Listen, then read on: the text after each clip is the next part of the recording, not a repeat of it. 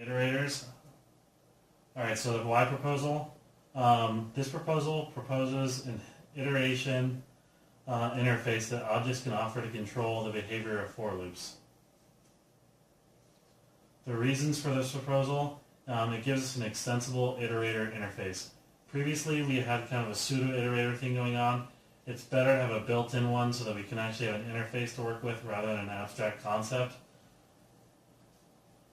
Performance improvements to list iteration. With the new change, we can manipulate lists quicker and more directly.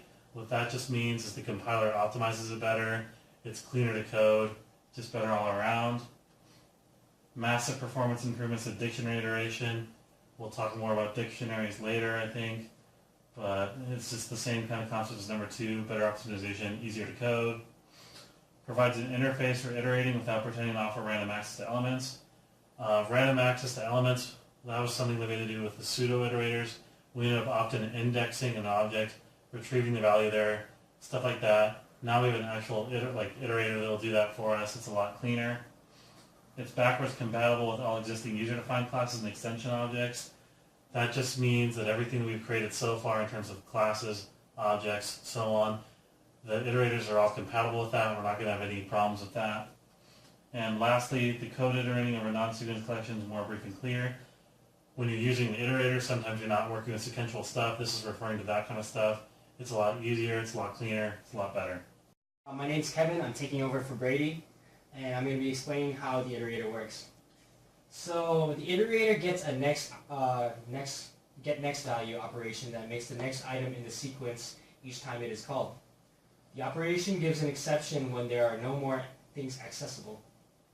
There is only one required method, next, which takes no arguments and returns the next value. With no values, when no values are left to be returned, calling next should give the stop iteration exception. So before this update, there wasn't a really clear way for users to iterate through the contents of the objects in Python. If the user wanted to create a for item in object sort of function, the method would sort of look like this. Now we have two different built-in functions in which we can use the iterators. The first is iter object, and the second is iter c comma sentinel. The first method is rather simple. Obj is just the name of some object, and thus we're providing an iterator for the object. Iter c returns an iterator that will invoke c until sentinel is returned, in which case the iterator is finished. So sentinel is essentially just a stop case. Python classes can also define an iter method, which creates and returns an iter for an object. If the object is an iterator, then it will return itself. So what does the iterator feature add?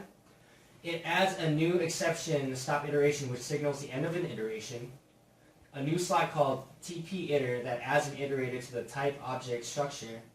Another new slot is added to the type structure called TP-iter-next. It's for getting the next value in the iteration. You ready, Brady? Yeah. 1, 2, 3. Hey guys, custom change number 3. Alright, iterating in dictionaries. Iterators can also be in dictionaries with their keys. So we can use our iterator to traverse the keys of a dictionary and do whatever we want. Turn down for keys. But this isn't an absolute rule, as specific applications have many different requirements. Iterator support has been added to some of Python's basic types. Calling an iterator on a dictionary will return an iterator which loops over its keys. To iterate over keys or values, you can call the iterator keys, iterator values, or iterator item methods to get the right iterator. So key in the dictionary is equivalent to key dot has underscore key parentheses key.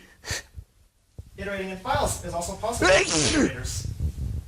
Files also provide an iterator, which calls the read line parentheses method until there are no more lines in the file. This means that you can now read each line of a file using code similar to the code below, which is here. Now, some iterators are destructive. They devour the values, and a second iterator can't simply be created that iterates individually over the same data.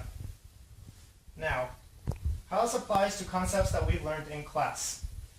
Syntax that makes common tasks easier or less error-prone in the language, which this is exactly what Iterators does.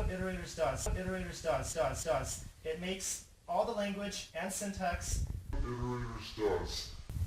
very easy to read and to understand. Now, why the community passed this proposal? It's a cleaner, faster, and more user-friendly method to traverse a list, dictionary, and file.